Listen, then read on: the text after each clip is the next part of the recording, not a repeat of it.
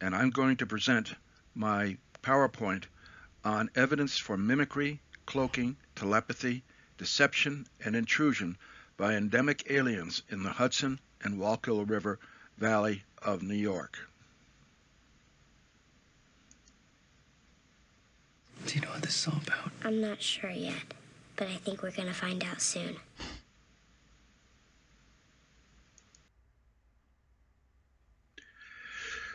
Back in 1992, I discovered that I lived near a UFO hotspot. I contacted Ellen Crystall, who wrote about this hotspot in her new book, Silent Invasion, which was published in 1991. I went out into the field with her and saw UAP on my first night out. I took time exposures to document flight paths of UAP and recorded their sounds in order to compare them with conventional aircraft. I began a 24 square mile magnetic survey in order to detect unnatural underground EM activity. In conducting my magnetic survey, I went out after work and on the weekends and took magnetic readings along roads and across fields in this area, developing a map that was intended to show the type of magnetic activity that might occur underneath. Ellen Crystall had suggested that the area was underlain by an alien base, and I felt that by detecting them with my magnetometer, I could support and confirm her suggestion or theory, which I did. I used an ENG proton precession magnetometer borrowed from Lamont Doherty Earth Observatory.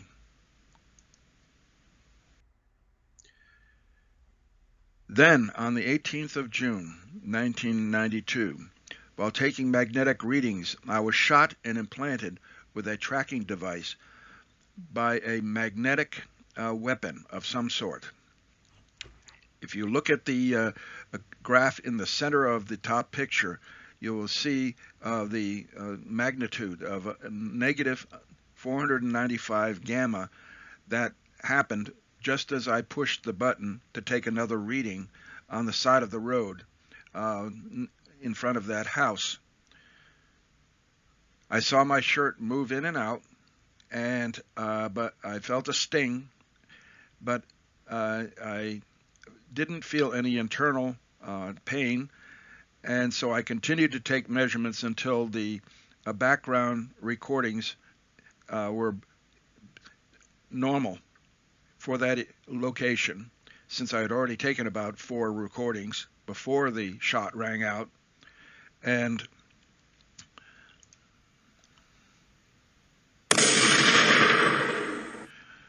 I then put my instrument in the back of my truck and drove home. I took off my shirt and I saw this bruise on my lower left chest. It was about a size of a quarter, indented, had a red dot at the center. It wasn't until about 10 days later that I started to pass blood, and I went to my doctor in Suffern, New York. You can see the location in the lower image where the X is shown and the direction that the shot came from across that field. On my way home, I was met by a UAP at the Herm exit on the New York Thruway, and here I illustrate that exit with the UAP simulated over the toll exchange between 2 of the street lights. It had a white golden light with a red dot behind it. After I passed through the toll exchange, it came up over my truck as I was traveling west on Route 17 and then paced me all the way home. When I got home, I ran in and got my camera, came out, and I took a picture of it where it parked in the sky to the northwest of my condominium. I checked the star maps and there was no bright star in that location.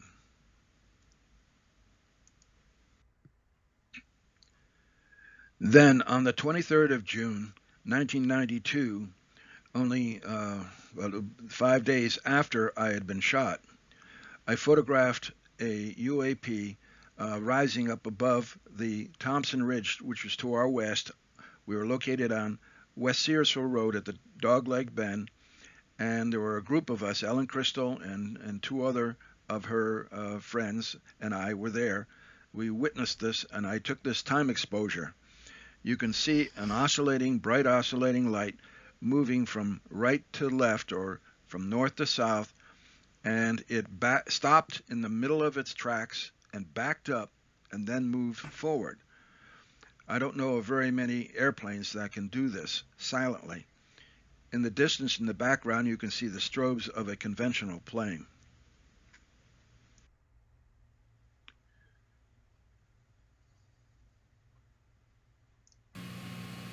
Oh, it's tilting. Oh, Hey, man. He's going into Stewart. Look at this ain't this is coming our way. Where are we? Oh, jeez, I'm screwing this up big time here. Now, without a flash, you'd pick him up on a film, wouldn't you? Yeah, you don't need the flash if you're aiming at the sky. I'm afraid it isn't making any noise. Not yet, but it's very big. Where are we? Well, That's like we saw the other night, Ralph. now there's some Now you got noise. a jet noise. Yeah, but this was hanging around too long. This was from 15 minutes ago. Now, why is he so low? That's my point. Well, I don't know, but I got video and that's what I wanted to see. The one the other night we saw was about half closer to this one. Whoops. That's a turbo. Oy, oy, oy.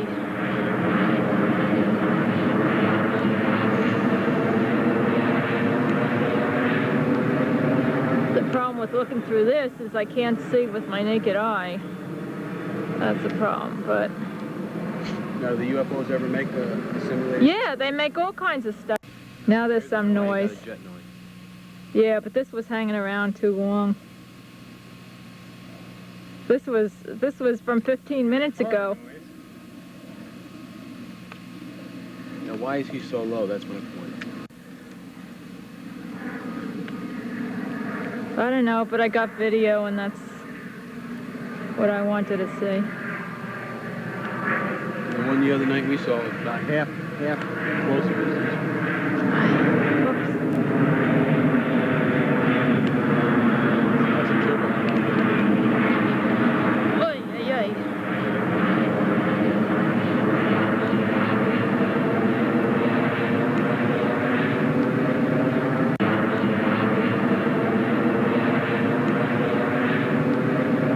The problem with looking through this is I can't see with my naked eye.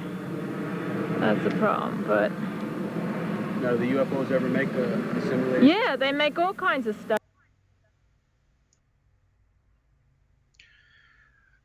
One of the larger anti-gravity craft that Ellen Crystall and I witnessed in the valley was the Manta Ray, described as a ship, a diamond-shaped ship that resembled that of the fish, the Manta Ray.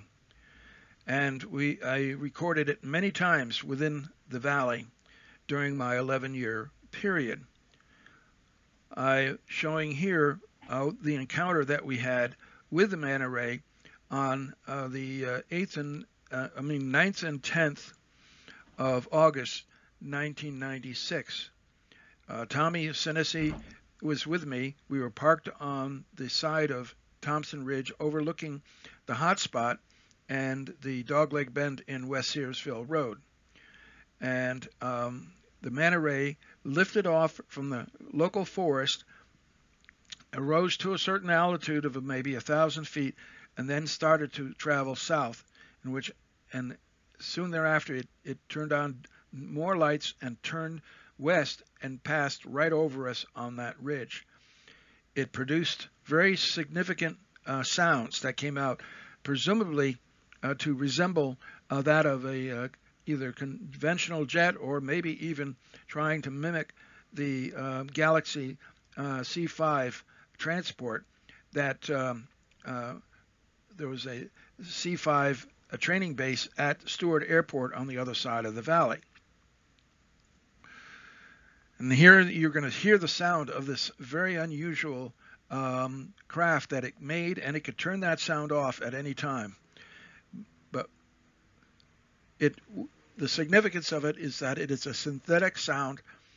It is a reverse Doppler. It violates the Doppler law, and it's composed, as I'll show you, of 10 to 12 individual frequencies, unlike that of any conventional jet sound. Boy, listen to that weird sound.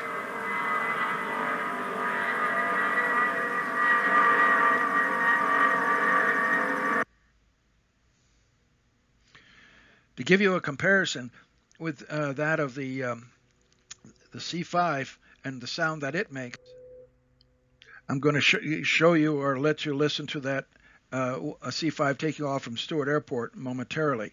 But this is the path with a daytime shot showing it rising up over above the forest, out of the forest, and then proceeding south and then turning towards us.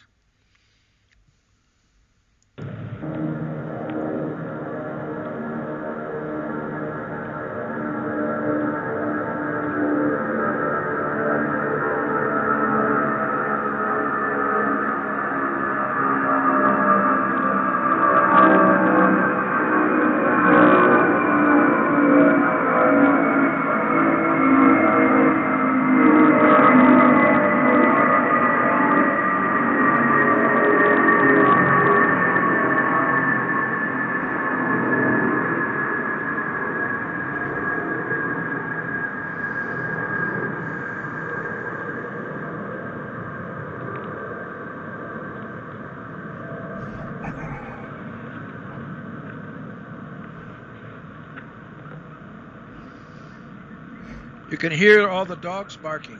The sound was that loud. And you also probably realize that the frequency of that sound decreased as the sound source approached the microphone. And then the sound frequency would increase as the sound source moved away from the microphone.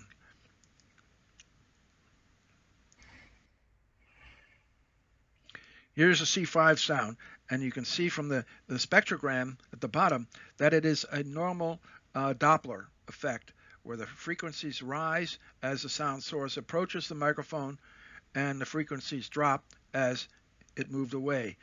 The reason why these UAP produce reverse Doppler is because of the metamaterial hulls that they contain that inverts and creates a negative refraction, and literally it changes the sound, inverts it so that it is opposite that of a normal Doppler.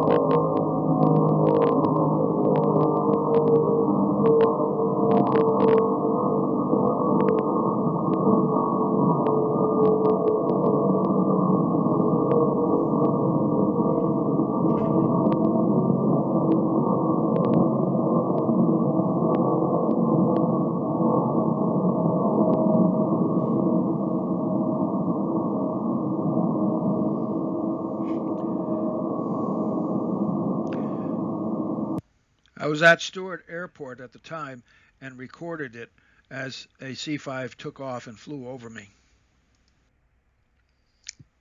Now compare that with the sound from the Manta ray, and again, this sound on the right, the spectrograms, the amplitude as well as the frequency shows 8 or more individual frequencies banded together to create the sound, quite different from that of a normal aircraft jet engine sound. And I show pictures of the Manta ray from the 20th of August 2003 on the left, where you can begin to see the chevron shape of the front of the craft as well as the tail light sticking out the back.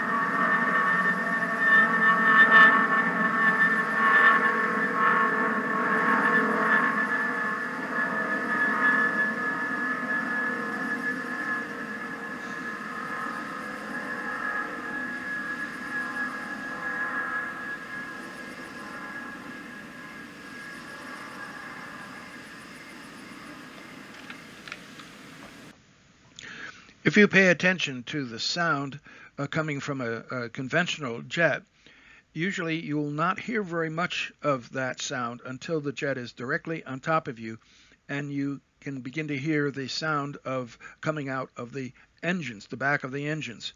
But if you'll notice here, when this Manta ray was producing this sound, the amplitude continued to increase from as much as half a mile away and to a maximum when the Manta ray was directly overhead, and then you can see in the top graph the amplitude continued to drop as it moved away.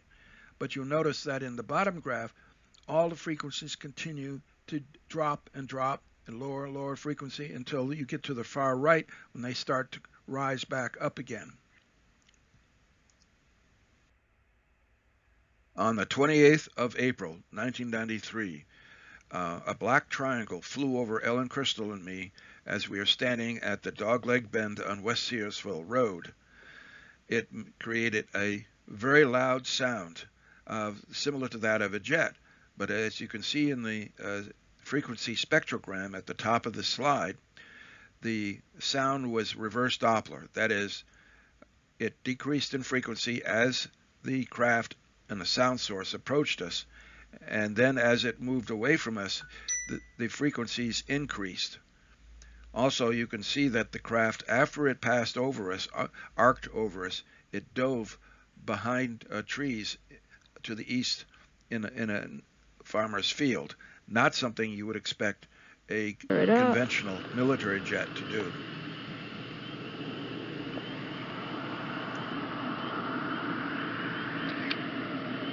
Whoops. Still not clear.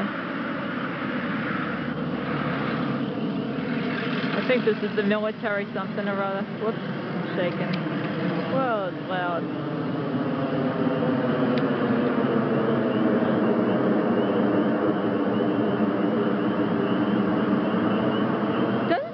Wait a minute. That body is solid. That body is solid. Where the hell is it? Did you see the body on that? No. It was solid. That was a solid body. It was a solid triangle body with extra things in the front and back. Shit. I took the video camera away because I wanted to get a better look at it.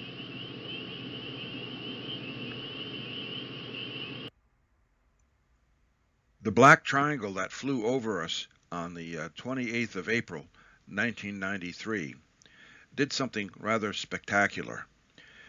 I took time exposures while Ellen Crystall took a video of this event. As the craft came towards us flying from west to east, just after sunset, with still the sun glowing in the background, it made movements of its central white plasma lights that occurred right after I opened the shutter of my camera and right before I closed the shutter of my camera. And it did it for the three shown time exposures.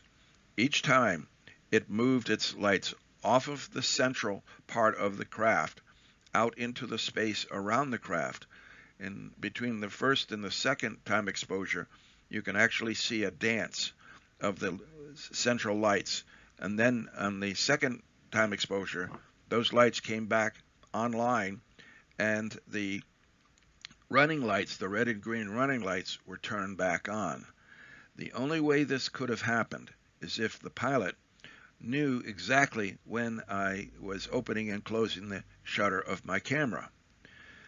Unfortunately, you can't assume that the pilot was just listening to me calling out the open shutter, close shutter, because he would not have known when I was going to close the shutter only through reading my thoughts.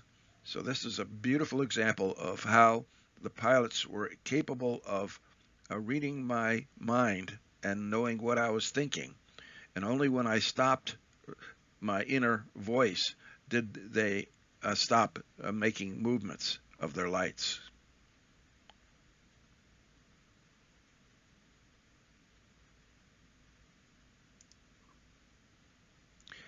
And here you can see a close-up of the central lights moving offline, and if you take a ruler, you can put it along the connection between the two and see that the craft did not move at all.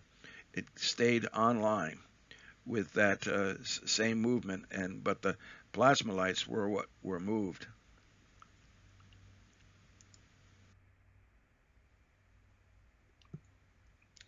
One of the amazing events that we did have were the performances of Skyglyphs, as I call them, where the craft would rise up from behind the tree lines across the field to the east of us at the Dogleg Bend.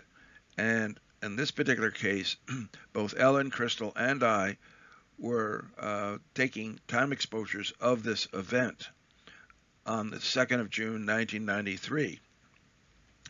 What you can see in the first time exposure is that as this white bright light was passing through cloud layers, it was dimmed or obscured. In the upper right image, you can see that just before the shutter closed, a red ball of light came out and went down below towards the ground and did a series of loops. My friend Bob Tarantino discovered that this was a reverse image of the treble clef, the musical note that I show in the bottom, how it resembles that, symbolizing reverse Doppler, which is very significant. Also, Ellen Crystall's image did not contain the movements in the third time exposure right before the light disappeared into the overhead cloud, whereas mine does contain this left and right jagged motion, indicating that each of us received a different image to our cameras and to our eyes. Dr. Jack Sarfati described to me how the tic-tac that has become popular in the news and media was propelled. He says, the tic-tac has a double hull with metamaterial in between. Negative susceptibility at stern expands space antigravity near field. Positive at bow contracts space, i.e. Alcubierre. Every pixel on the hull surface has controlled electric and magnetic susceptibility to execute low-power geodesic warp drive flight maneuvers.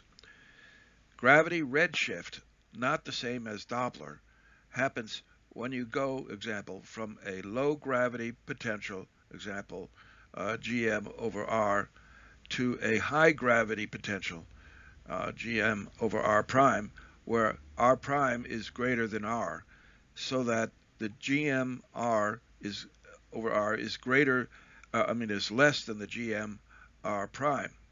You get a gravity blue shift the other way. The corresponding curvatures of GM over C to the power of 2R to the power 3, etc.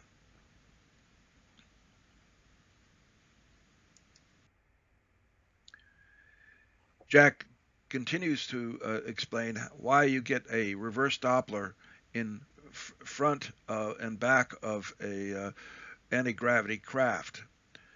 The gravity frequency shift works opposite to the Doppler motion frequency shift.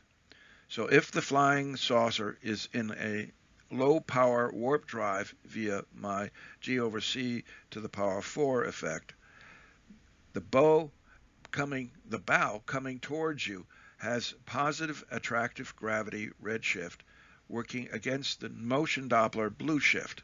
Similarly, reversal for the stern moving away.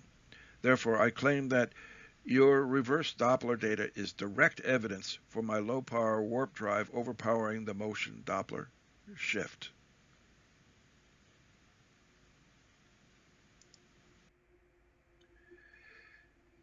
Here's pictures of the metamaterial hull of a crashed UAP in the UK. The crash occurred at Llanillar near Aberystwyth, UK. This event did not become a famous story as did the U.S. equivalent in Roswell, New Mexico. The crash of the UAP appeared in only one newspaper, The Express, which ran a story titled Strange Debris Out of the Sky on January 23, 1983. You can see the honeycomb structure of the hull material that creates the anti-gravity influence, the negative refraction index, and the reverse Doppler. Looks something like that of a beehive.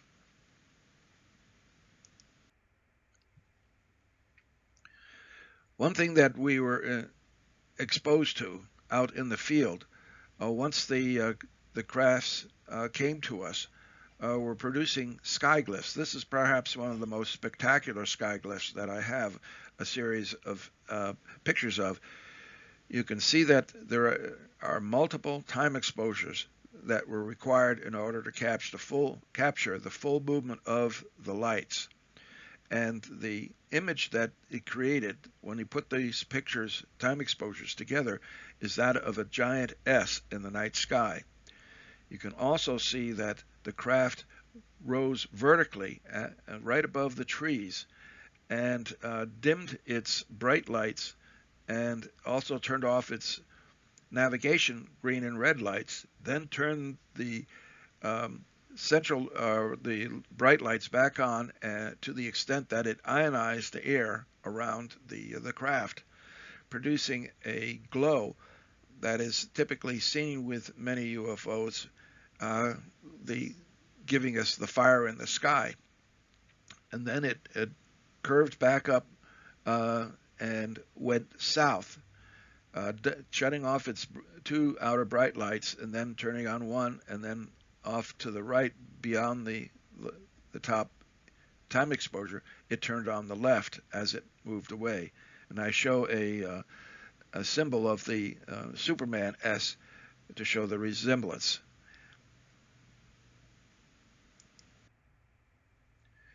This is an enlargement of the negative to show the vertical movement as it climbed, and it did this silently. You can see with the red arrows where the running lights, the red and green outboard running lights, were turned off and then turned back on. and a picture of the manta ray during a performance in front of the Sightings film crew.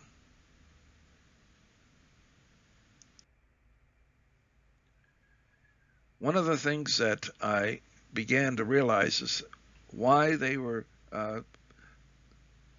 demonstrating lights that resembled that of the conventional aircraft in the area. Keep in mind that these triangles and diamonds were flying usually below 1,500 feet in the valley when you had commercial and military aircraft traversing the valley going to Stewart Air Force Base and International Airport on the other side of the valley. And here I show examples superimposed in the lower left image of the lights of the flying triangle in the upper left and the DC-9, which is a common carrier at International Airport, Stewart. And you can see that the strobes on the wings of the DC-9, when they flash in the lower right image, illuminate a tail. But you do not see that in the flying triangle. There is no tail. And even though the lights are very close, the idea for doing this was to create an illusion that the craft was a commercial aircraft or military aircraft and not an extraterrestrial craft.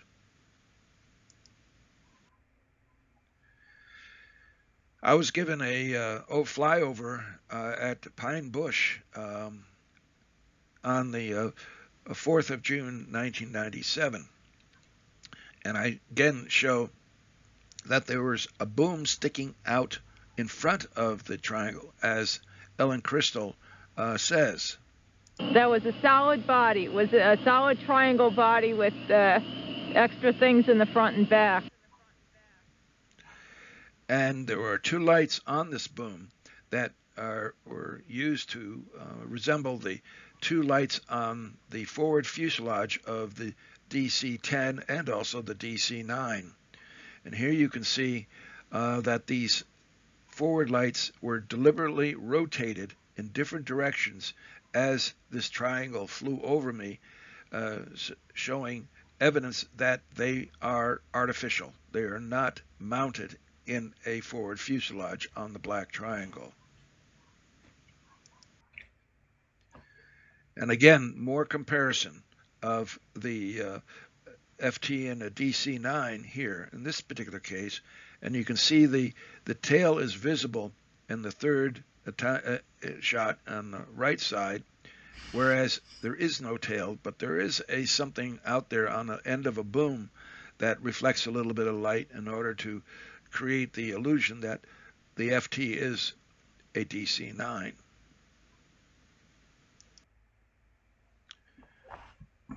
So whose technology is this? Is this technology foreign or alien, that is ETV, extraterrestrial vehicle? Or is this secret military hardware, ARV, alien reproduction vehicle? How old is this technology? Is our military working with non-humans? What was scientifically documented in the field with 140 close encounter sightings?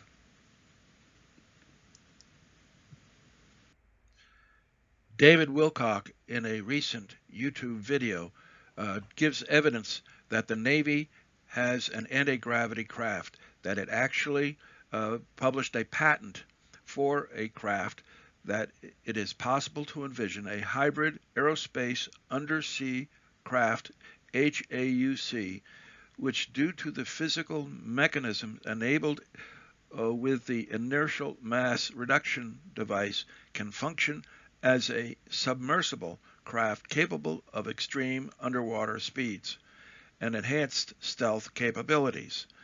The patent continues. This hybrid craft would move with great ease through the air, space, water mediums by being enclosed in a vacuum plasma bubble or sheath.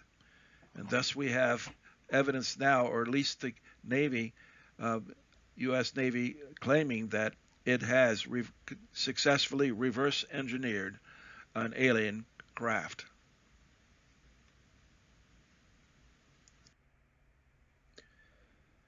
My work in the field is largely started and continued the work of Dr. Ellen Crystall, who unfortunately passed away in 2002 from pancreatic cancer.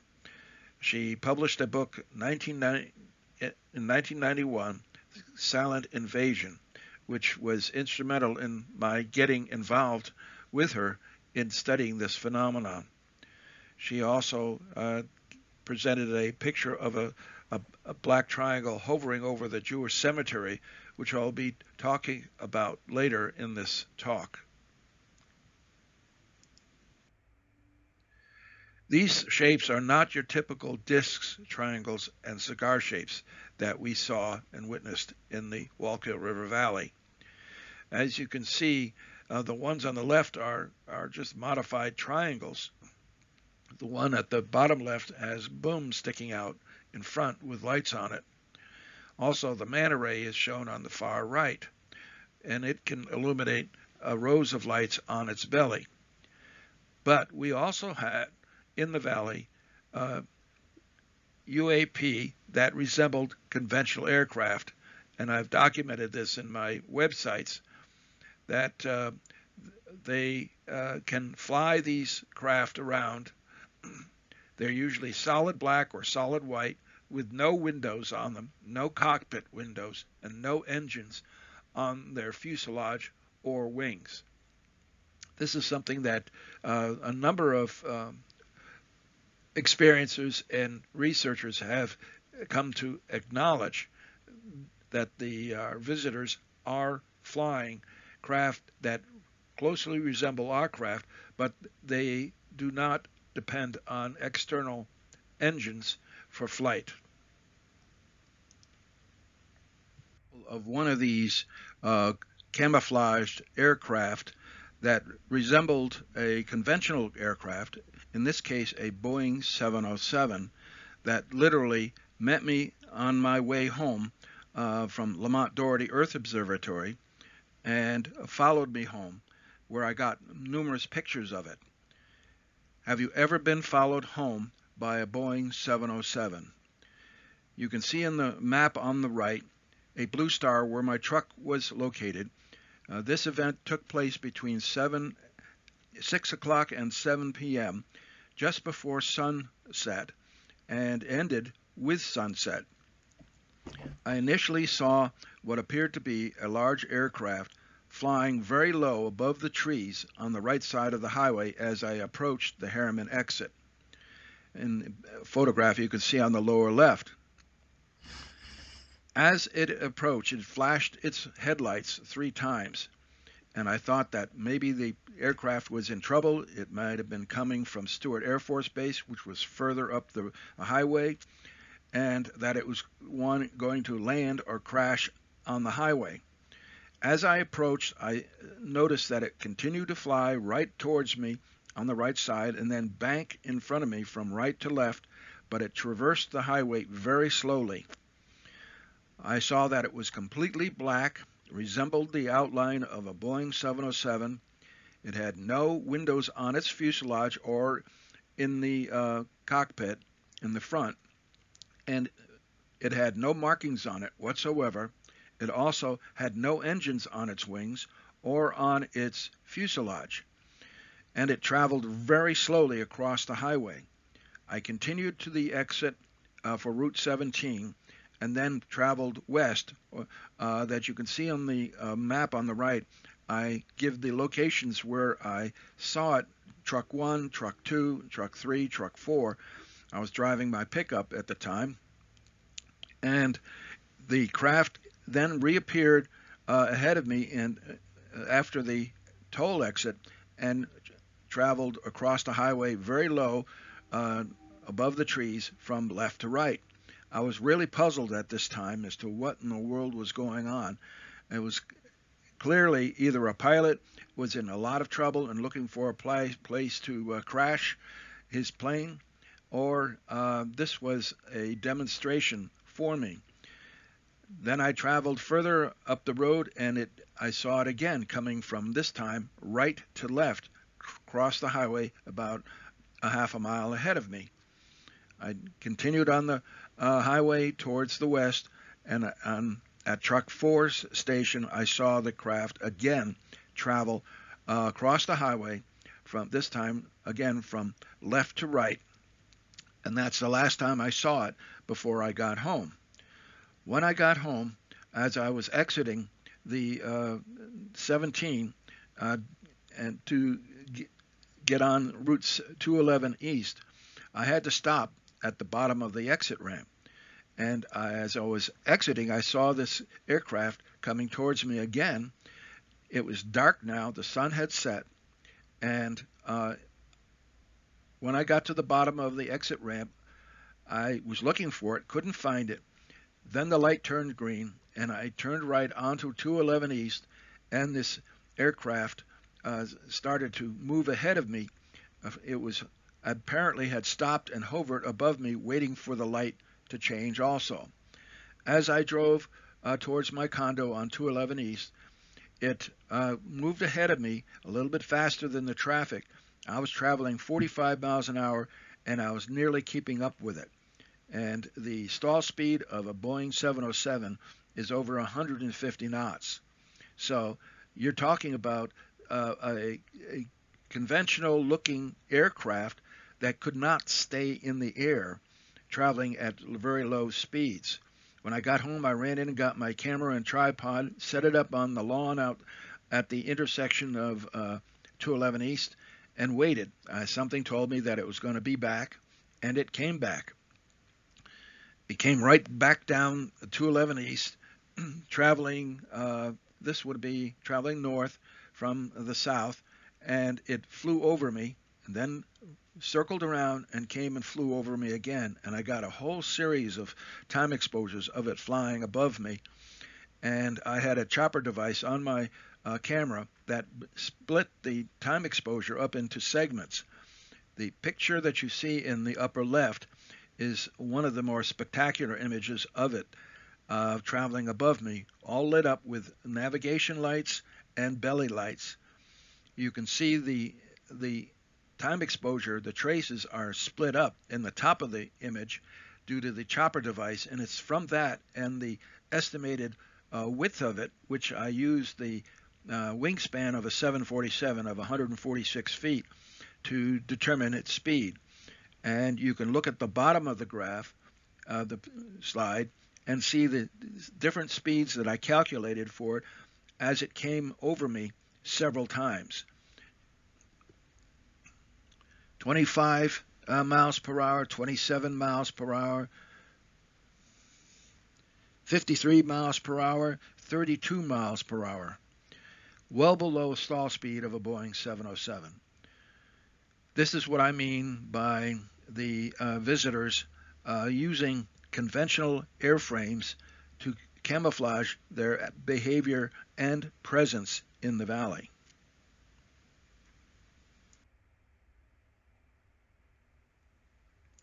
The work that I did was concentrated in and around the area of Pine Bush, New York.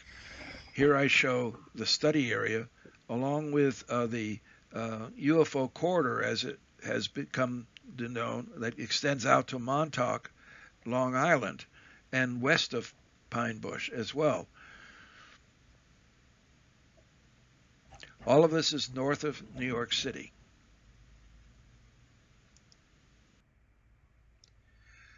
The specific area of my research with Ellen Crystall is shown on this map.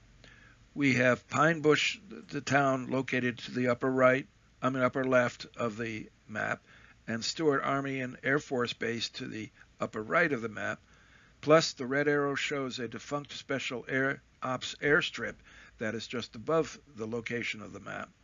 And we have the small town of Montgomery to the lower left of the map. You can see a green dot in the center, which represents the center of the UFO hotspot, as we became known, and that's what Ellen Crystall showed me very early in my involvement with her, and in June and July of 1992. And that is also the location of the underground alien base. Here I show the 24 square mile magnetic map of the Wallkill River Valley between Montgomery, Walden, Wallkill, and Pine Bush. The purple asterisks represent magnetic highs that may be the tops of buried mountains embedded within the bedrock, which were once exposed as islands in an ancient 420 million year old Ordovician sea. This is very important to understand the geology and structure of the rocks below the surface, where the aliens have built their underground bases. You can also see from the key in the upper right that the natural magnetic tendency of the rocks is highest in the south and decreases towards the north, and the red arrow represents the axis of an anticline in the valley.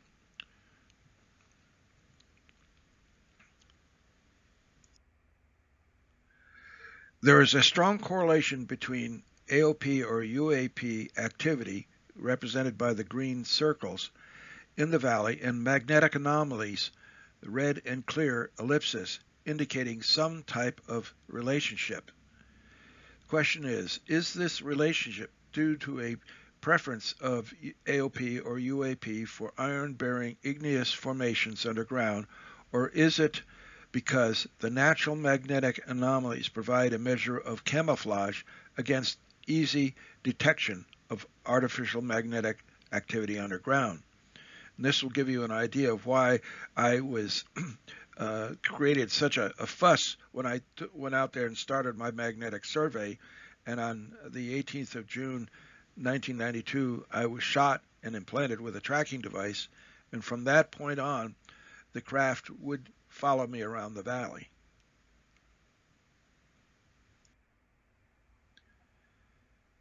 UAP activity over the hotspot, 1992.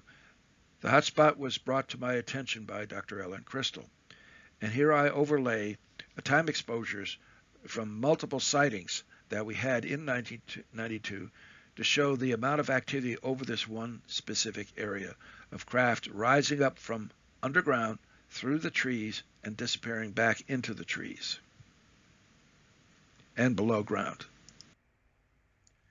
This is one example that occurred on the 2nd of July, 1992, on West Searsville Road, Montgomery, New York. You can see the tree line at the bottom, and the light, when it blinked on, it then rose up in a very jagged pattern, and at a specific height, it brightened intensely. It rose up further in altitude, and then dimmed down and proceeded to travel south. And here is another example of one of these craft brightening its plasma lights. I show the picture of the negative in the upper left corner, and you can actually see strobes around a central light that is bumbling around, moving irregularly, whereas you can see airplane light strobes in the lower part of the same image, all taken from the same location at the Dogleg Bend and West Searsville Road. You saw a whole bunch of lights coming in, and then one large light disappearing right into the ground of the county line farm, which is in the northern part of Orange County, in the center of the valley. This was quite spectacular. We've seen a lot of activity around this area, so that there is another entrance into this underground base at that location. But why do I think that these craft have been around for a lot longer than the European settlers were in the valley? I refer to them as spirit lights over the hot spot. Why was there so much UAP activity over this one specific area? And it wasn't until 1994 that I had the opportunity to fly over this area in a helicopter, and I imaged a circular mound, oval to hexagonal mound on the Owens farm. The red arrow at the top shows the Dogleg Bend where we were stationed, and usually looking east towards this mound. And you can see that directly to the west of it, there is a permanent crop circle with some trees at the center of it. And the farmers have maintained the field within there and preserved the outline of an ancient Indian sweat lodge. And to give you an idea what the significance of these two features here on the ground, I show Susan Martinez's image from her book, The Lost History of the Little People, Mounds and More Mounds, in which she details a Indian or Native American sweat lodge, and how you have a fire pit on a mound called an uncus to the east of it, and then the circular area on the ground was where the sweat lodge was built, and you have a path connecting the center of that sweat lodge with the fire mound on the Indian mound. The important thing to realize is that the stones that were heated up to create the sweat in the sweat lodge were heated by this fire and then carried into the lodge, where they were doused with water to produce steam. And so this is what we were seeing from the air, is the remnants of this Lenape Indian sweat lodge. So why did they build a sweat lodge in that location? On the 31st of May, 1995, I was at the Dogleg Bend on West Searsville Road, looking east, and I saw a plasma light flying over the hotspot area. You can see this image in the top photograph. And we know it was a plasma light because it sputtered out as it flew over the top of the Indian mound that is positioned below it in the lower photograph. And as I had the shutter open, taking this time exposure, there was a flash. And it wasn't until later that I realized that the flash came from this Indian mound, and you can see it on the time exposure in the shape of a golden pyramid with light coming up through the middle. Ironically, pyramid means pyro, mid, or light in the middle. So they were deliberately creating for my camera an image of the significance of that Indian mound in the lower image. Also, what is important is that when we went out there with our magnetometers and checked that mound, we found a magnetic pyramid positioned on top of that mound, such that whenever if we set the sensitivity to the magnetometer so that it would go off, and as we climbed the mound, the magnetic trigger got higher and higher until a peak over the center of the mound.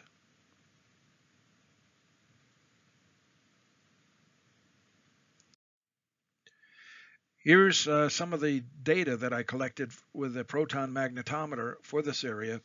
You can see the center of that Indian mound it has the red dot, and all of the measurements that I took and the path that I took across that region. But in the darker numbers around the mound, there was a significant anomaly taking place, and with the magnetometer you get high anomalous readings in that region. Here's an example of those readings taken from those magnetic stations. You can see very clearly that there is a huge jump in magnetism on the left, the red, over the mound and around the mound, and then when I move beyond it, it goes back to a normal magnetic readings in the blue. That is significant because that indicates that this area is highly active magnetically. And this was proven out, borne out, on the 2nd of July, 1992, when Ellen, Crystall, and I were located at the Dogleg Bend, and we saw lights going down and traveling around very close to the ground behind and below the tops of the trees, as you can see in the top picture. And then we saw what appeared to be another set of lights coming in to the location of the Indian Mound. What is that? That's either a UFO or a plane getting ready to land in the field. Yeah, in front of us. Oh, man. Look at this. This is coming our way. We saw the light getting lower and lower as if it was coming in for a landing on that mound or farm field. And then suddenly the pilot saw the trees and the ground coming up, and he reversed direction and turned on his engines full power, and we heard this roaring as the DC-9 climbed slowly up back into the air, and we could see on the tail of the aircraft the symbol for American Airlines. So a pilot almost crashed into that field. And why did he do that? Probably because of the magnetic activity in that area was influencing and corrupting his electronics, and made the plane's automatic system think that this was the place to land.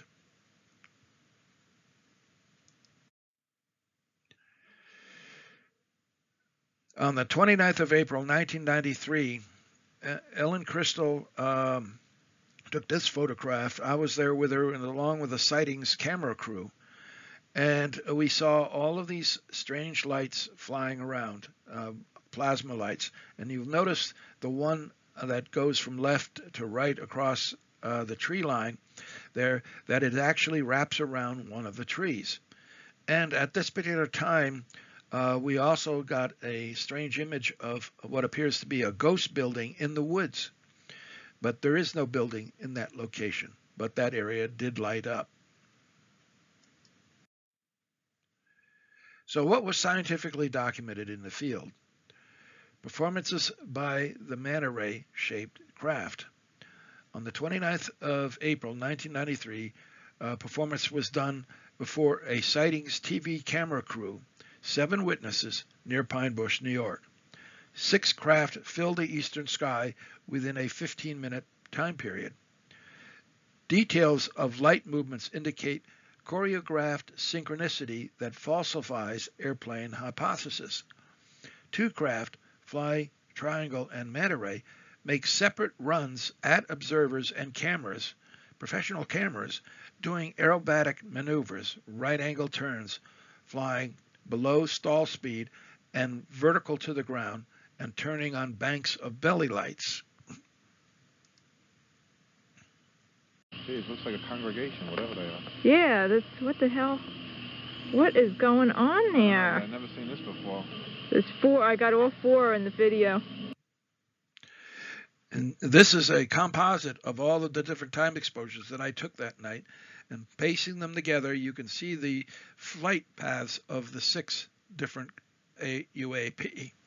Quite spectacular. Then I also superimpose the daytime image to show you where the tree line is and the compass directions for all of this activity.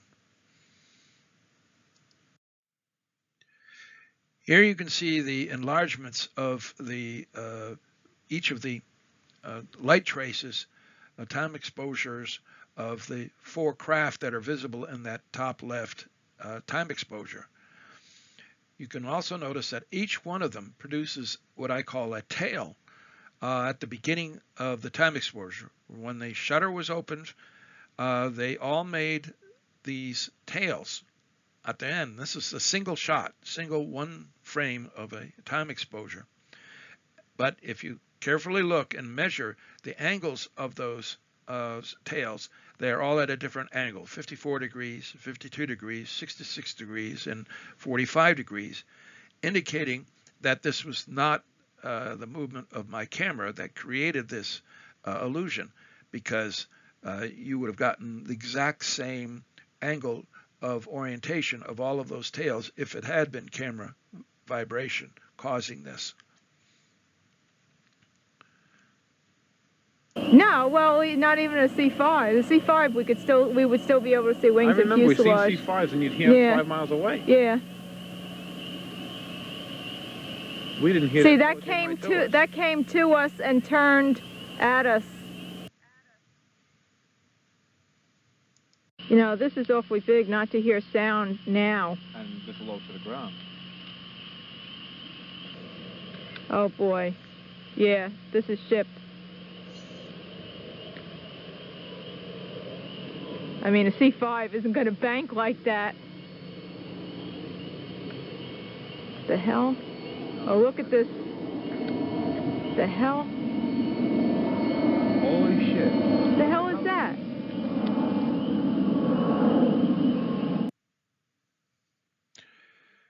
Here you can see the manta ray banking and turning towards us and flying right in front of all of the cameras and camera crew. And it's flying very slowly, less than 50 miles an hour, and it's turned vertically, so that if this was a C-5 military transport plane, it couldn't stay in the air at that speed with its wings vertical to the ground. And that's an outline of what we saw as it flew by and then dove behind the tree line in the neighboring field again, presumably going back down into its underground base. This manta ray hovered and stayed in that one location, waiting for a black triangle to do its initial movement, fly around in front of us, and then it took off and flew in front of us, as you can see in this series of shots from Ellen's video and my time exposure superimposed.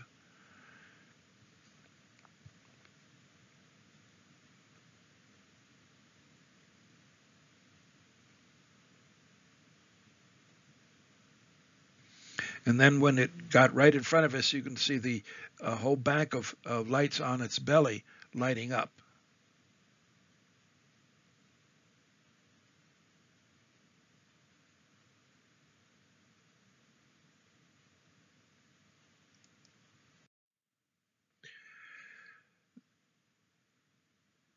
This craft made an impossible turn for a fixed-wing aircraft, flying at 30 miles per hour without falling out of the sky.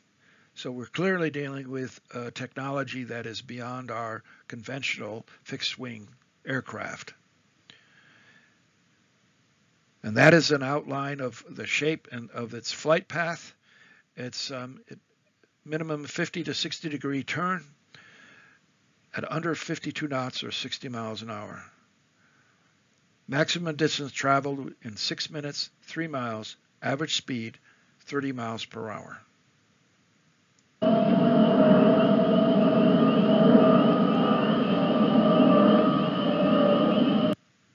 That was the sound that it produced as it flew by us. Then, on 4 May 2000, Barbara Hartwell and I were at the Dog Leg Bend again, waiting for something to happen, and to the east we see this pair of lights coming towards us in the upper right animated GIF. And I've put images from that video on the left with the outlines of the trees in the foreground, so that you can see that just how low this object was at a distance as it was coming towards us.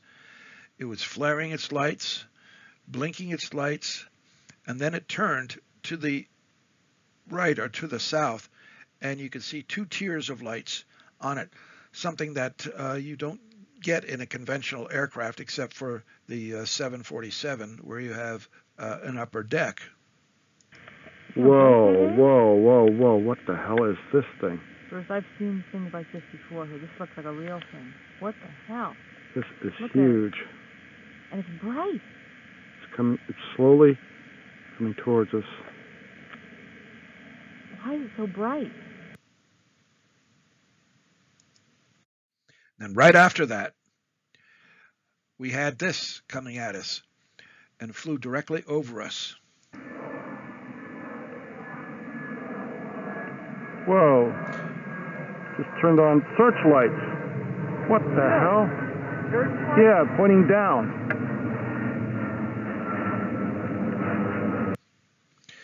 I've had many questions as to why they put their brightest lights out at the lateral port and starboard side of this manta ray.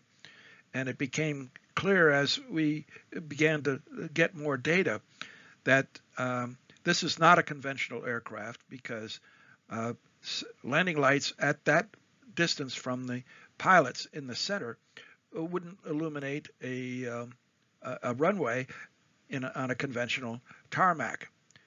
However, Ellen, in her book, noted tunnels opening up in the middle of a field right in front of her and warm air coming out of these tunnels. And it became apparent that these lateral lights were used to illuminate the sides of the tunnels when these craft disappeared into the ground, into their underground bases.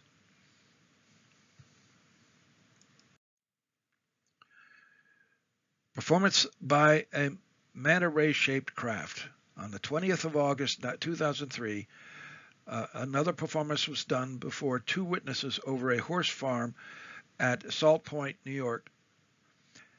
Typically, it started with brightening of lights from a hovering position, then a run at observers, and an aeromagnetically impossible turn for a fixed-wing aircraft. Here's maps of the Salt Point and the locations of an underground alien base that Billy McNammara pointed out to me after he invited me to stay with us at his parents' house there near the Cone A, Red Cone A. And there was a path in Red Cone C that goes down to where the entrance to an underground base is at Red Cone B. This is Billy, who invited me to and showed me around the property and what was going on in his area. He called me out of the blue and said, "I've seen your website, seen all the things it said, and I think we got the manta ray flying around my home." And he invited me out, and sure enough, that's exactly what we found.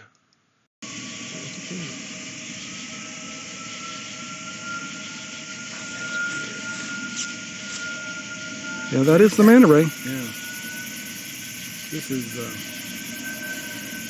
oh God, this is one. This is huge. All right. This is typical triangular craft lights. Oh yeah, golden. Bingo. We got a craft. No, it's blinking in the middle. Doesn't matter. That's exactly what that head does have. Okay. Oh boy. Let me turn off the, there. Night. In the daytime. Oh, this is classic craft. And look how low it is. I told you.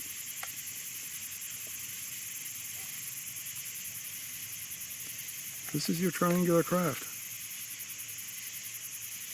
Now the DC-9 has similar type of lighting. Oh my God, it's brightening. Its left light, it's on our right.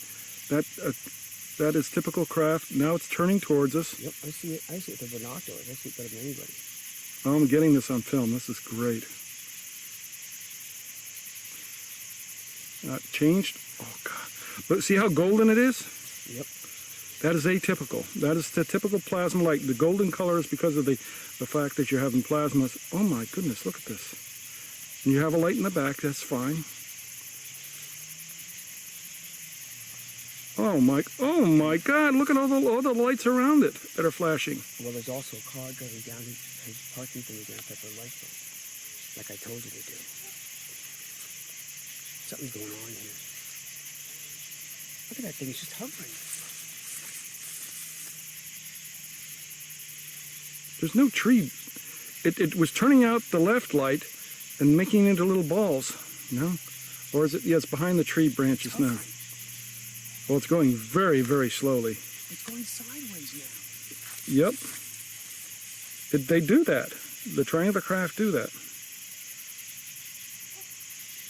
Now this is an anomaly. Even if it makes a sound like a jet when it comes over us,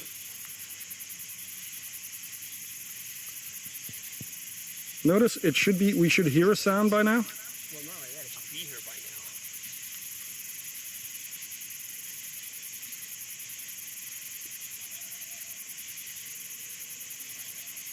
Here it comes, slowly.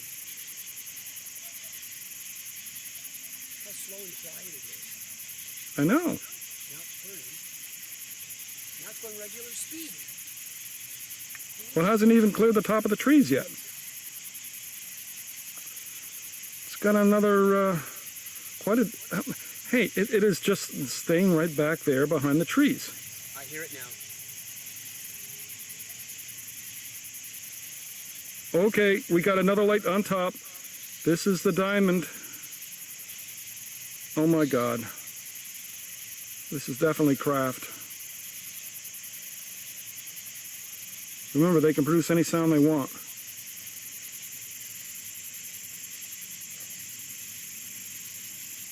Oh, that top light is moving forward.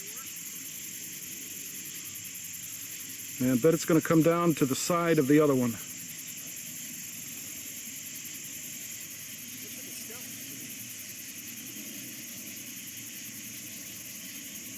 I see the outline. It's a perfect triangle.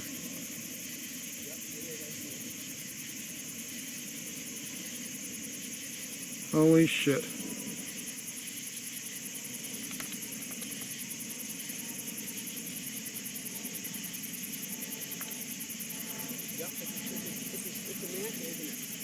Yep. Well, wait a minute. We got a light at the tail, way out in the back. Now that makes me suspicious. But notice as the lights are flashing, it's not illuminating the tail. The tail light is not flashing. So that... Oh, that's typical sound of the manta ray. Well, that sounds like a jet. Well, that's exactly what the manta ray does. I have a perfect copy of this.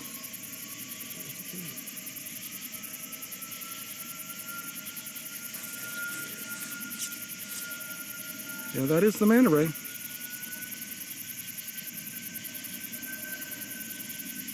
And it makes a sound like that. Notice those two lights were vertical in front, and now they're horizontal and on the bottom. They're moving around. You just got to see. Now the back light is flashing, whereas it wasn't before. Right. And now that bottom light is moving underneath the craft towards the rear.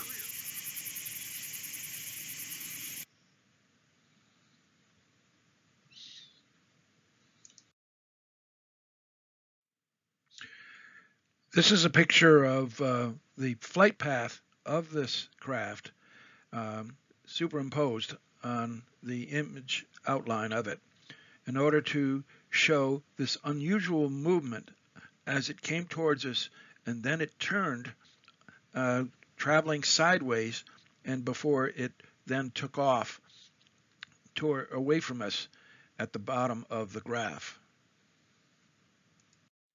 And when you plot this in terms of distance and the width of the two outer lights, you can see a path that indicates when it was actually turning sideways, oriented sideways in the green, as it was still moving towards us all the way over to the far right, where it stopped, and then it moved away from us as it departed.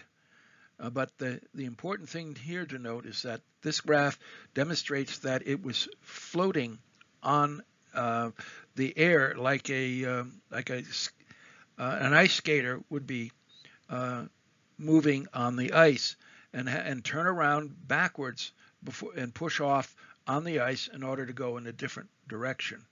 The craft was doing the same thing as it floated on a gravity cushion, you could say, above the ground. And here are three images of the manta ray as it was turning. In the lower one, it's oblique. In the center image, it's nearly sideways, and at the top, it is sideways, still coming towards us, the observers.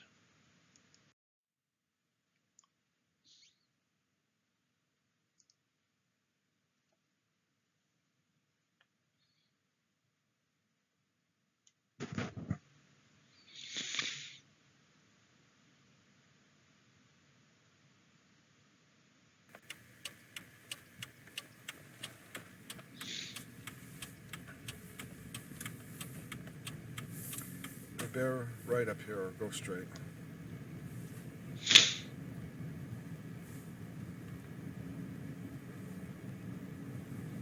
Let's see if the Sonny's Diner was rebuilt. Yep. Oh, man, they call it Walden Diner. Okay. The diner here. Yep. That was all replaced.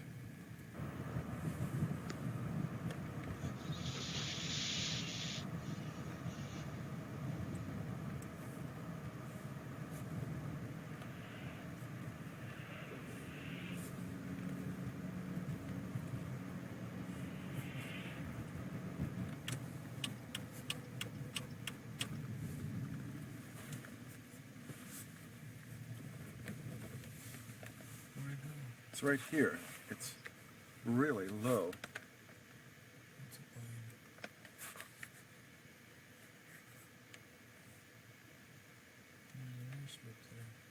There's no airstrip there.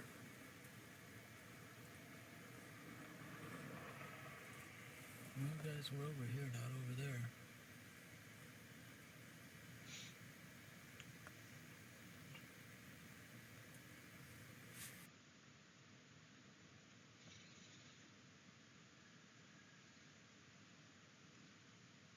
As Herm and I were driving south on Route 208 and spotted that pair of lights that we thought was an aircraft, it began to back up all the way to that street light in the video.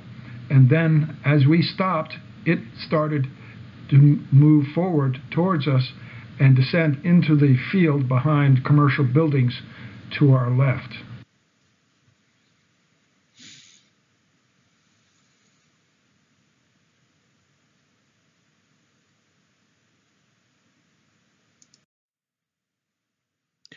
What was scientifically documented in the field?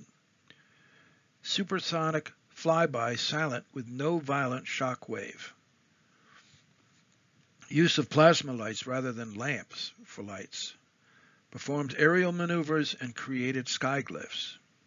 Targeted individuals on the ground and went out of their way to make contact. They can fly silently or project various types of sounds. They can influence electronic devices remotely. They typically take off from farm fields and land in where there are no conventional airports. Aerobatic performances are done at night, below 1,000 feet altitude, over populated neighborhoods, and producing right-angle turns. They can move their lights independently of the craft and can time those movements to the thoughts and actions of the people on the ground. On 10th of May, 1994, I had the opportunity of flying in a helicopter over the Hotspot area. A Japanese camera crew was there wanting to do a piece on Ellen Crystall and me and what we were finding in the valley. And after we had flown over to Stewart International Airport, and we came west, traveling over Walden, New York, over the Wallkill River, and I was taking pictures from seated between the pilot on my left and the Japanese cameraman on the right, who was strapped in with his beta cam hanging out the side of the bubble-shaped canopy on the helicopter. As we were flying along, I was focusing in my viewfinder in my single reflex camera an area ahead in this image, and I went to take a picture, and all of a sudden we were buzzed by a craft that was traveling at least at Mach 5. Here you can see the craft outlined in the picture that I took. You might ask, well, how in the world could I have gotten a picture of a craft that was traveling at over 3,000 miles an hour in the lower atmosphere? And you can see the shape of this craft outlined in with the black symbol lines, showing that it was triangular and pointed at the front with two brilliant plasma lights up front that were reducing the shock that was in front of it, so you did not get a sonic boom. But you also notice that there was a blurred lights on the far side, disturbed by a visible shock wave behind the craft that literally bounced our helicopter as it flew by. I framed a distant image with my Minolta XG7 camera viewfinder and went to push the shutter button. Suddenly, a voice in my head loudly said, "Wait!" I looked at the pilot to my left and at the Japanese cameraman to my right, but neither was talking to me or looking at me. I went to take the picture again, but as I started to push the shutter button, the same voice said, "Wait!" So I waited, holding my camera and pointing at the same area. Suddenly the voice said, "Now!" I pushed my camera button. The witnesses in the helicopter saw a bright flash of light marking the path of an object flying in front of the helicopter, traversing the valley in a second. The helicopter was gently bounced by a shock wave. The pilot moaned in surprise. There was no sound. This type of encounter happened 2 more times in a period of 20 minutes. The shutter speed was 1,000th of a second on my camera. And here are the other 2 images on the other side of the valley. The same thing happened. I went to push the button, and a voice in my head said, "Wait, now." And when I pushed the button, I captured the bright lights of it just entering the field of the camera. That's the only way that I could have captured something flying that fast. Try to take a picture of a bullet flying out of a rifle or a gun if you don't know when that gun is going to be fired. And these are the 3 locations where this happened in the valley, right around the hotspot.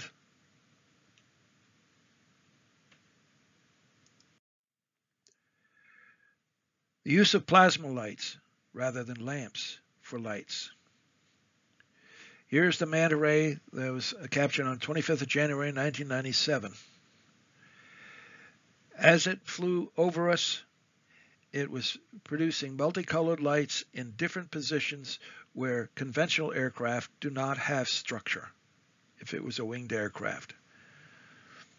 This will replay, and you can see the multiple lights flashing on it in different positions, and some in positions where there wouldn't be any wing or fuselage.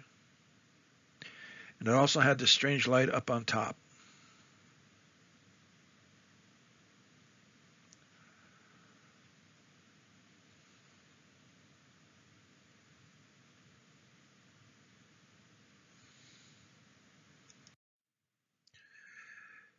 This craft slowed to a stop over a farm field on the opposite side of the Dogleg Bend at West Searsville Road, and waited for the camera shutter to close before diving down out of sight and disappearing into the ground. I was using infrared film at the time, which clearly demonstrates the amount of heat coming from its lights. And you can see the irregular shape of its lights.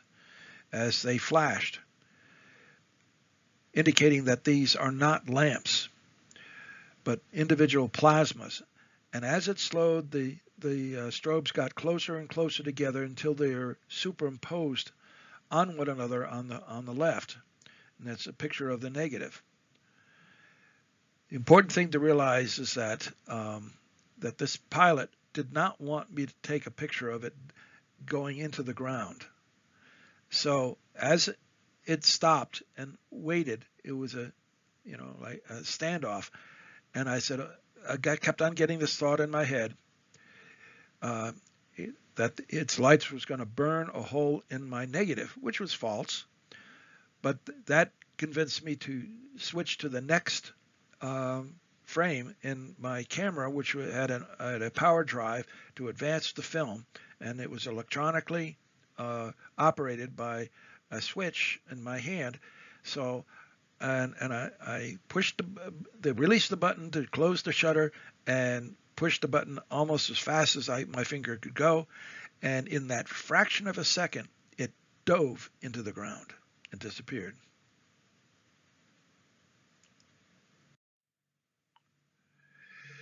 Another thing that happens, quite typically happened to us, is that these craft would put on performances and come at us and arc over us and then dive in the other direction, on the other opposite side of us. Here's a case that happened on the 4th of September 1992 with Ellen Crystall and me, and Fred Brock being present to witness this. You can see in the map in the lower left, the arrow pointing in the direction of the red line representing the craft as it came down from the sky, went behind a tree row, came between the trees over a farm field, and then corrected its position, and then flew directly over us, climbing as it came towards us, arcing over us, and disappearing behind us.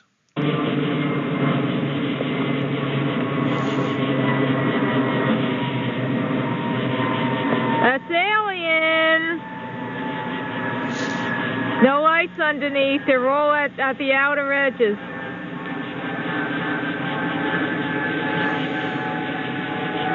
Nice down. Jeez. Oh, sure. So here we have the manta ray giving me one of my first witnessed recordings on this. Ellen Crystall had her video, and I had my time exposures. And the pilot did something spectacular.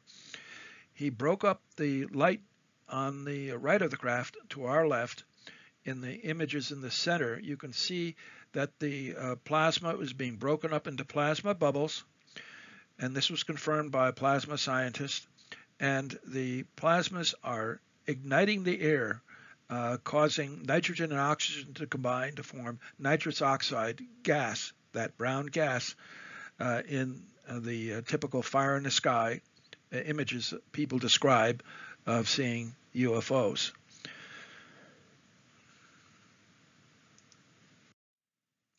And this is the path that they typically took. They would brighten their lights to get our attention and start the performance, and then arc over us and disappear behind trees on the other side of us.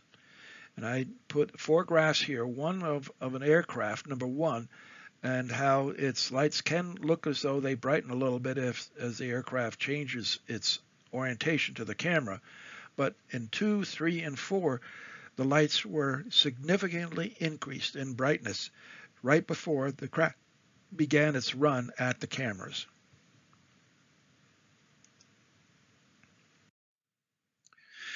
And here on the 28th of October 1995, again at the Owens Dairy Farm, a group of us were on the mound, and we photographed this craft coming up out of the ground, presumably, and arcing up and over us.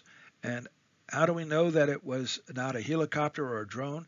Notice the loops that it made at its very highest point, its apogee. That's something that conventional aircraft and drones cannot do.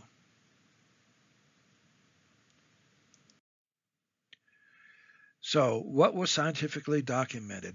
Performed aerial maneuvers to create skyglyphs.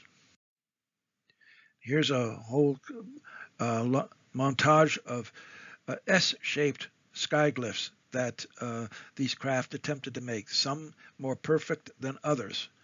On the 23rd of June 1994, the 20th of September 1992, the 8th of October 1993, and the 2nd of June 1993. And then we get this spectacular image on the 28th of April 1993. Here is a craft that was rising up over the Owens dairy farm. We were stationed again at the Dogleg Bend on West Searsville Road, and I took this time exposure. Actually, there are two time exposures spliced together. And in the middle of the first time exposure, the lights flared and then dimmed down. And you can see some different images of that central part in different contrast colors to be able to show you what was there. And this image was a center of attention for a show on the History Channel, UFO Hunters, and called the UFO vortexes. They thought this was a vortex opening up and then closing. But if you take a look at it in detail here, you can see that there are different colored orbs within rings of light around the central light, and that there is a blue orb off to the right with some irregular motion of light below it. And that bothered me. It didn't look like a vortex opening to me. It looked like they were trying to symbolize a solar system with a binary star, such as here. So this is my current interpretation, that they may have actually been illustrating our solar system, and that we have an invisible blue star for our companion star to our normal regular sun.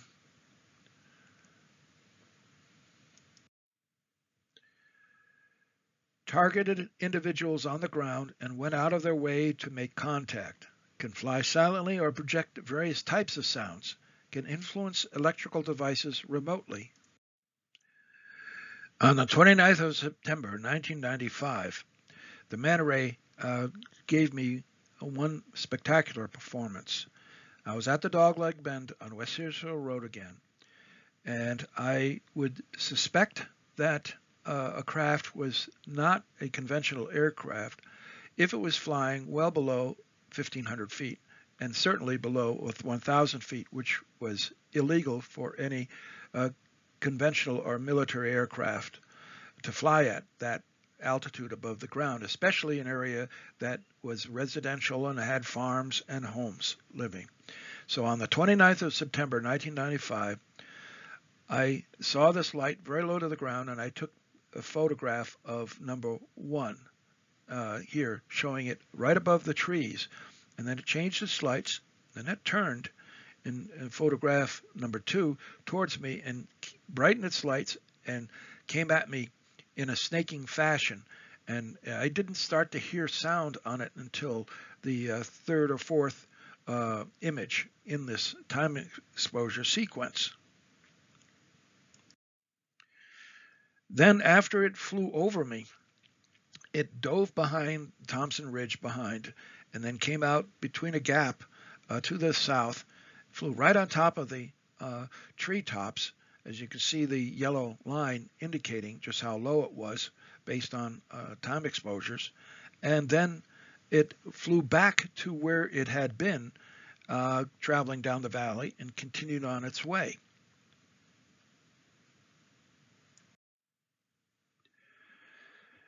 This is the frequency spectrogram of the sounds as it came towards me. And listen to the sound, a jet-like sound it was producing when it got to me. And then after it flew over the top of me and jammed my recorder and camera for a moment, it produced a completely different sound. But it doesn't look like a jet. Wait a minute. This is no jet. I'm looking through here. It's just like My God. What the? Boy, you guys got good sound here. Lots of turbine sound. You'll notice that the frequencies dropped as it came towards me. Typical of reverse Doppler. And then in this slide, you can see the jet-like sound that it initially produced. And then after it flew over and it jammed my audio recorder for a moment, and then it produced a different sound.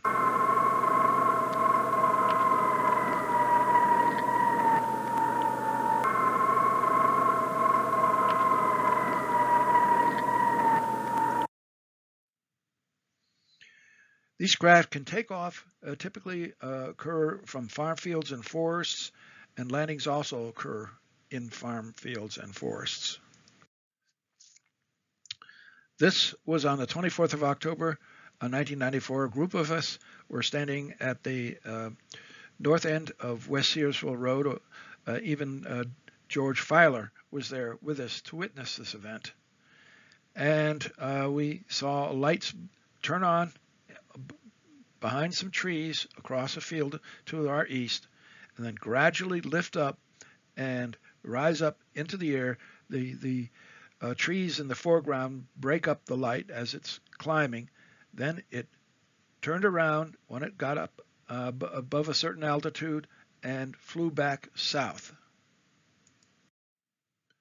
And as it flew back south, it did a spiral down flight path and literally went right into the forest and disappeared into its underground base. And here's a picture from the air showing where the forest it disappeared into, and the yellow arrow was the direction of the camera as the craft came down and went into the ground. And here's that last picture showing the lights traveling through the trees, through the forest, and the very last light is where the white arrow is pointing, where it disappeared below ground.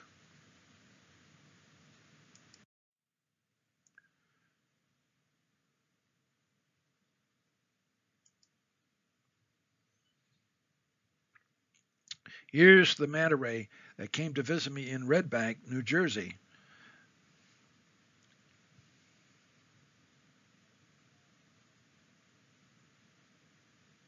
When I lived in Red Bank, New Jersey, commercial air traffic was occasionally rerouted over Red Bank from the coastal path to Kennedy Airport near Long Island. And on this particular night, on the 24th of April, 1997, several large commercial aircraft flew over the house, shaking it, and I grabbed my camcorder and went out to the back. And as I did, I discovered or saw this very strange craft coming very low, pass by the house to the west, and as it passed, it rotated clockwise 180 degrees so that it always kept its front lights pointed towards the camera, and it left the area flying backwards.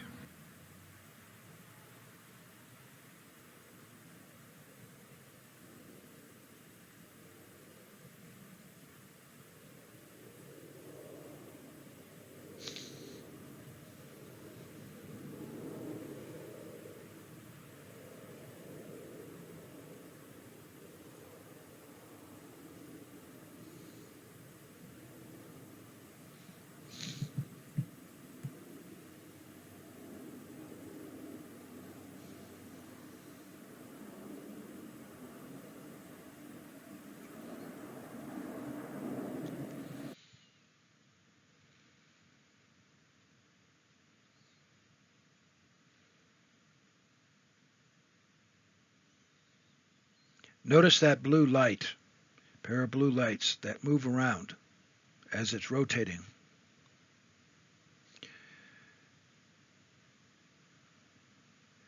There was no white noise produced by its sound, indicating that it was not a turbofan engine.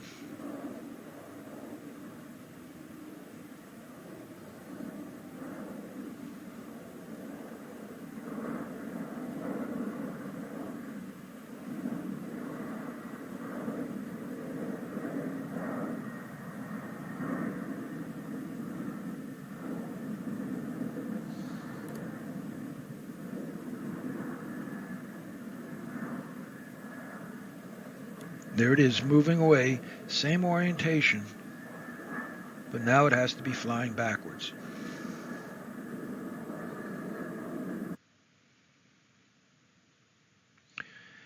And I analyzed all of this to give you an idea. I mean, the average speed was 28 miles per hour. Certainly not a conventional jet. And the blue lights kept on moving and showing the arrows how the blue lights moved around on it. You could still see the blue lights as it moved away.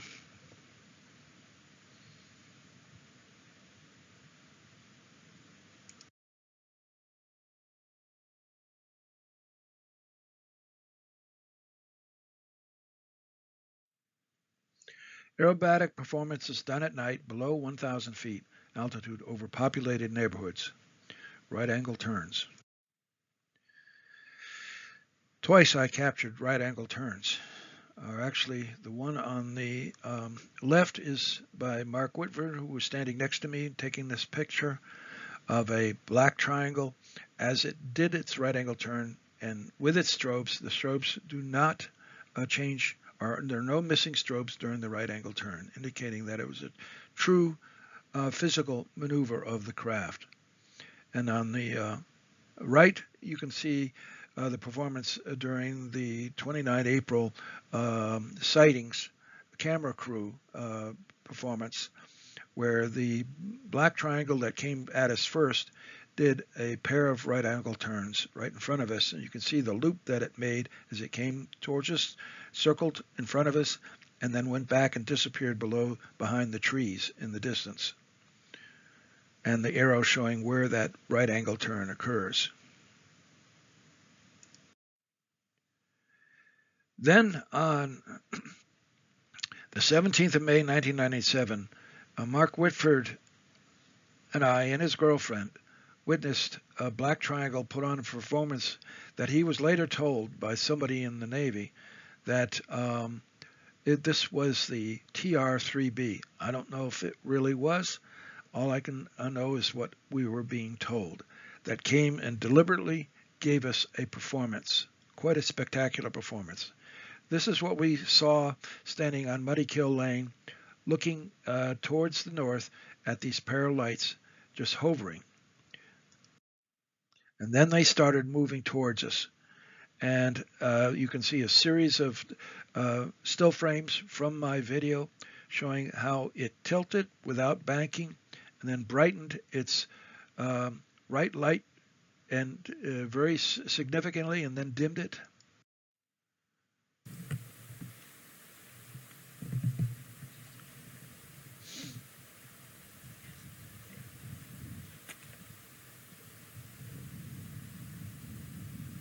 This looks like a craft.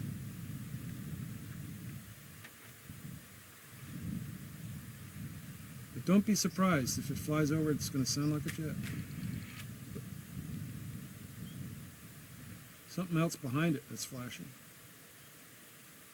This thing's going so slowly.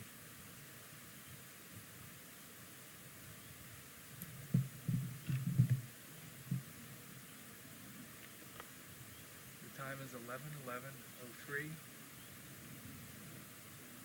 We're looking north from Muddy Kill Lane at a possible TLP. TLP appears to be heading south to the southeast. It appears to be constant altitude despite the shaky handheld camera.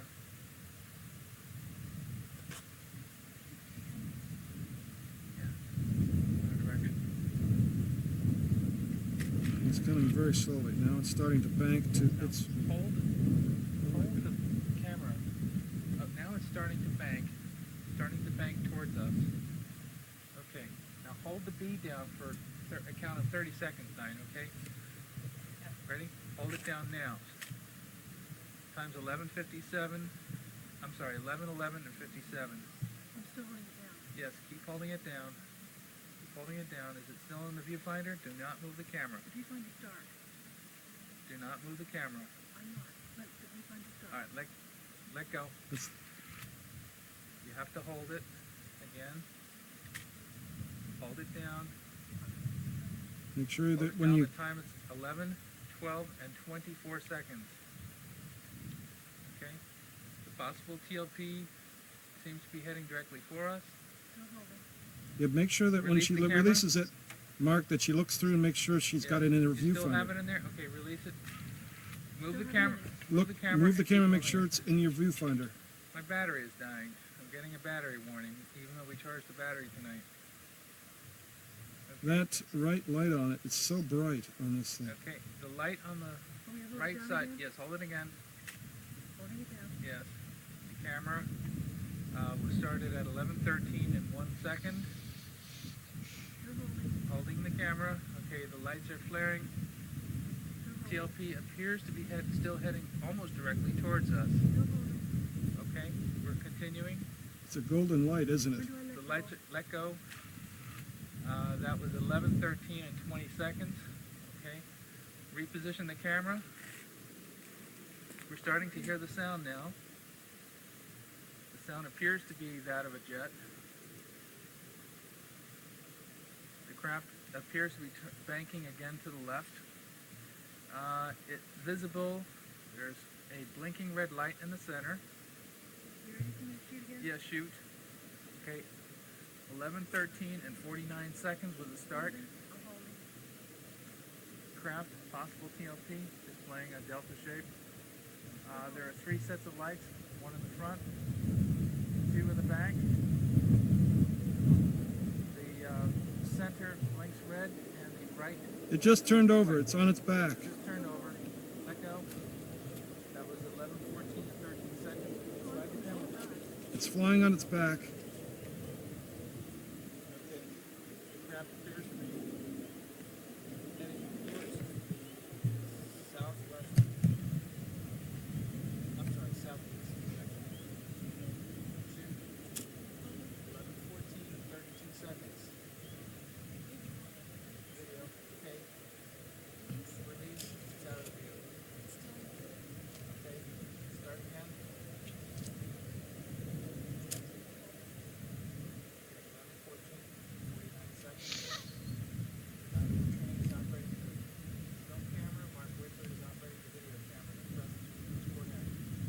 Let's get the sound. Don't talk.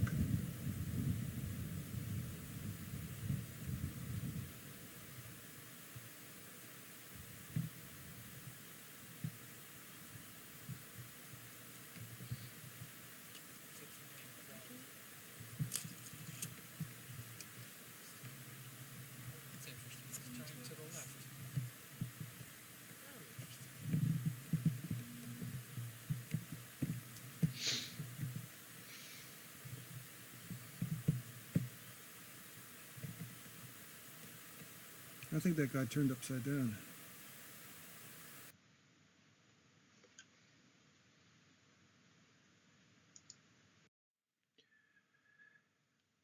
Here I show an animated GIF of it doing its rollover onto its back and the strobes on it. Very unusual and clearly deliberate, strobing its different lights at different points in time. Also on the bottom I have a series of images from my camcorder, still frames, showing the rollover onto its back. What is important here to note is that once it was on its back, it rotated so that it was flying away sideways, and then it flipped over onto its front again and started to descend. Here we can see where it actually flipped over at that particular point, being pointed out here, and the time exposure taken by Donna Bertrand shows that it did not turn away from us. Somebody might say that, well, it was just a conventional aircraft banking away from us. Well, that's not possible if you have the images on the time exposure showing no turning whatsoever. And on the bottom, there's some images taken by Kenny Young in 1994. This is quite a few years before we witnessed this one in 1997, and showing the same type of rollover maneuver of a triangular craft. And then it decided to descend. The pilot descended, but as the craft was descending, it was slowing down. And how do we know this? You see in the enlargement in the upper right that the strobes on it are getting closer and closer and closer together as it descends, and showing the spacing, a 5-second spacing of the strobes, indicating that if this was a conventional aircraft, it was descending directly towards the ground and slowing down. Gravity would have pulled it faster and faster if that had been a conventional aircraft. Then once it got near the ground, it flew behind the trees and disappeared into a neighboring farm field. And at the beginning of this time exposure, it released a large amount of plasma that you can see coming up above the craft as it brightened its light. And that was the last image we got of it that evening. And this is the path that it took. Not something that you would expect a conventional aircraft to do. So whoever put on this performance was putting on a deliberate maneuver for our cameras. And as I mentioned before, Mark Whitford was told by a friend in the Navy. He was in the Navy himself, and his friend told him that we had been given permission by the Pentagon for the Skunk Works to demonstrate their TR-3B for us. Whether or not that is true, I don't know, but it was clearly a performance. These craft can move their lights independently of the craft and can time those movements to the thoughts and actions of people on the ground. This is where I became aware of the movements of the lights right after I would open the shutter of my camera. And I kept on getting these movements that lasted, these oscillations, for as much as 5 to 10 seconds.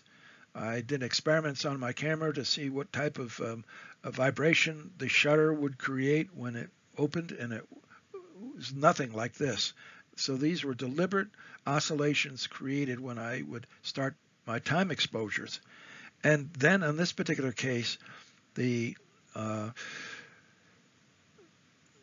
pilot produced oscillations before I closed the shutter. So you can see that there was a period of time after I opened the shutter before the oscillations started, and the oscillations began before I closed the shutter.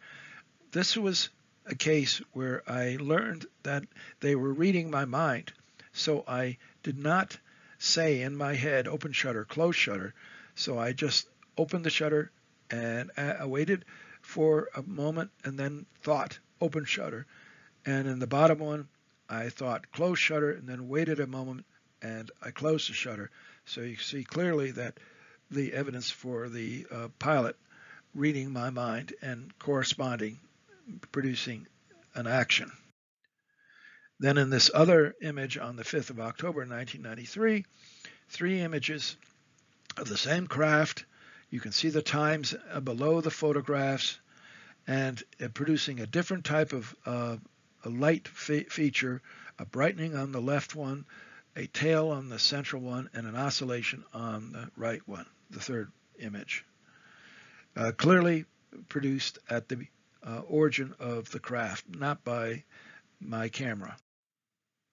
And here is on the 26th of March 1994, this craft waited for us at the along West Searsville Road, and then started a run towards us. And just as I opened the shutter to take the picture, it moved its 2 central lights, not its running lights, its red and green running lights, just the 2 central lights did it, creating a tail. Another indication that this came from the pilot, not my camera. And other types of movements that these craft would produce are the oscillations, for example, the loops. In the top picture, the craft is producing these alternating loops to the left, to the right, to the left, to the right as it's moving along. And also, I got pictures where they were doing spirals, causing their lights to spiral through the air, as you can see in the lower two photographs. Then on the 25th of July, 1998, a UAP tried to make me think it was just a traffic light at a rural intersection west of Wallkill, New York. I was traveling north on Albany Post Road. There are only stop signs at this intersection. It had two lights, which it changed from white to red, and then as I stopped, then it turned its lights to green. I drove directly under it as I turned left onto Bruin Turnpike. And here's images of it changing color. In the top left, it's white. In the center, it's reddish. In the right, it's green. Right over the intersection, you can see the stripe in the road here on the lower left in the embossed image, as well as reflections off other objects on the front of the craft, and even a slight indication of its domed top. Now I'm going to show you the video from which the screen captures were taken. Here we see a satellite view of the location, the Albany Post and Bruin Turnpike intersection. You see where I was shot back on the 18th of June, 1992.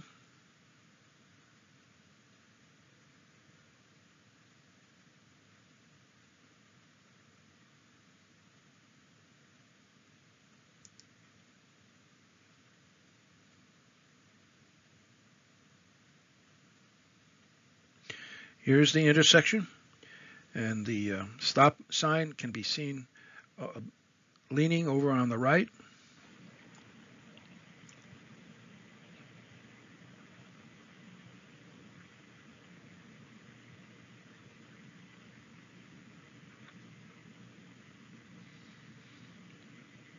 The lights turn reddish.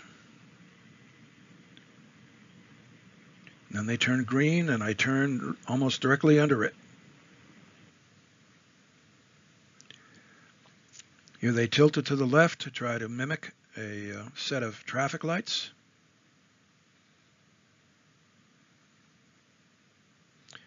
Then they turned green, and I moved ahead underneath it. You can see in this embossed image reflections off various parts of it, the front of it, as well as the curvature of a transparent dome on top. Back on the 29th of April 1993, I may have caught a picture of the same craft sitting on a lawn on the east side of Thompson Ridge. You can see a hexagonal shape, multiple lights, as well as a light in the center behind which there appears to be a silhouette of a pilot and possibly a second crew member behind that pilot. Gives you a good indication that it had a transparent top for us to be able to see the pilot inside.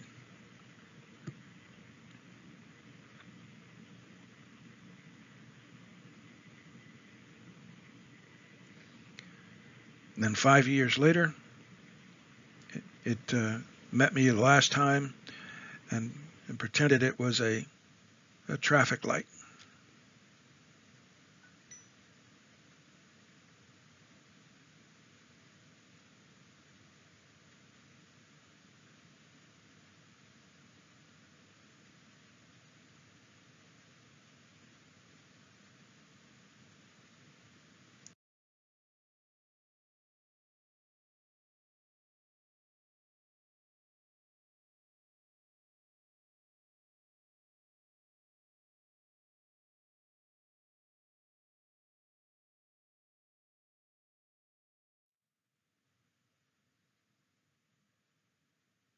Now I'm going to talk about something different, about the UBO that I discovered below the Jewish cemetery along Route 54 between Walden and Pine Bush, New York. Here I'm showing the 24 square mile magnetic map that I generated between 1992 and 1995, in which you have the Pine Bush, Wallkill, Walden, and Montgomery shown, along with the magnetic highs in purple that may be the tops of buried mountains, which were once exposed as islands in an ancient 420 million year old late Ordovician sea.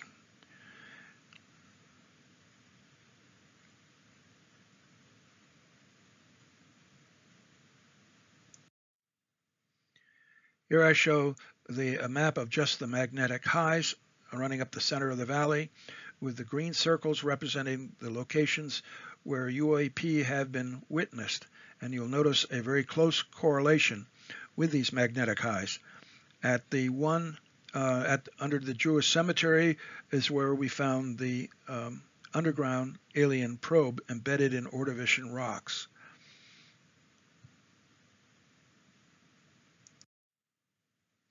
While mapping a 24 square mile area in 1992, I discovered areas where anomalous magnetic signals were coming out of the ground.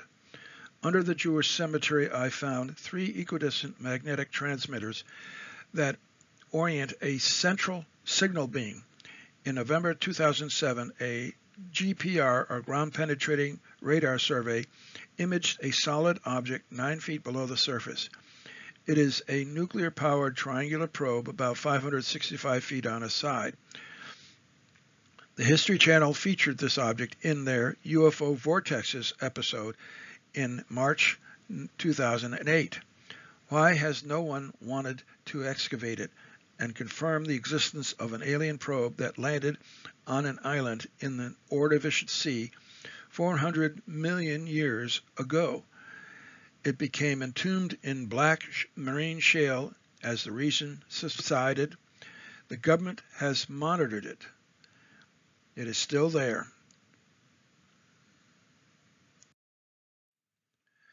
What I envision is that back during the Ordovician, alien probes came and discovered Earth and were looking for rare earth minerals and other resources. Here I show a triangular craft spiraling down and landing on one of the islands in an archipelago of islands that existed in this valley. 420 million years ago is almost at the beginning of the Phanerozoic, where life, the first complex multicellular life, it can be found in fossils. Here's the cemetery and the History Channel crew with Bill Burns representing there on the right. And the interesting thing about this is that Phil and Lynn Lynch recorded the ice on top of this structure melting during the winter. There was enough heat being produced by this object that it melted the ice and produced running water when the outside temperature was below freezing. Then the local Jewish community moved the fence to include the tree on the right and the location of the one of the transmitters, so that make it less accessible. Clearly they understood why people were coming to the cemetery, and they wanted to discourage activity there. And here you can see on the lower left the ground penetrating radar instrument that was used to image the craft. Here showing in the orange dots of equidistant from one another the magnetic beams that I actually measured the data coming from them when they were active. And you can see a red dot in the center where Phil and Lynn saw a white light coming out of the ground next to the cemetery. Notice that the signal beams are 468 feet between them, and the estimated side of the craft is 565 feet. This is enormous, and it's only located about 9 feet below the surface. And initially, when I took these readings at the Jewish cemetery, one of the beams was coming out right next to that tree. And these are the results I got when I was recording for about a minute, and showing that all of the values that are up here are well above background, which is at the bottom of the graph.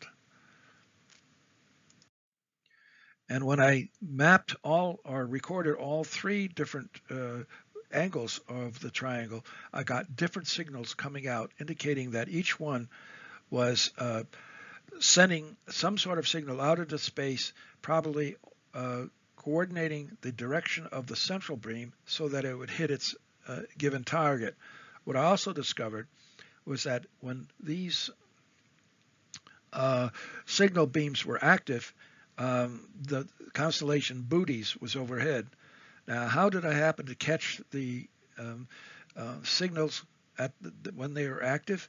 I kept on going back to that same location again and again. Every night I went out to do any measurements, I would take measurements in front of the cemetery, and that's how I discovered when they were active and that the Bootes constellation was directly overhead.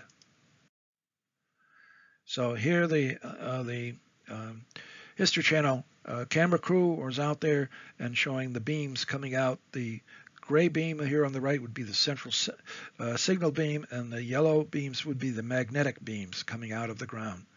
And Ellen Crystall actually witnessed with a friend a black triangle hovering over this buried UBO.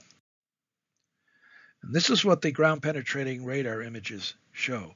They show a structure right here underneath, only 9 feet below the surface, and clearly modifying the sediment around that entombs the craft, indicating that the craft is part of the formation and is as old as the rocks are, which have been dated to the Ordovician period, late Ordovician. And again, this was a stylized diagram that I drew, showing the position of the edge of the craft and the GPR data that goes across the edge of it. Thank you very much. My book is available.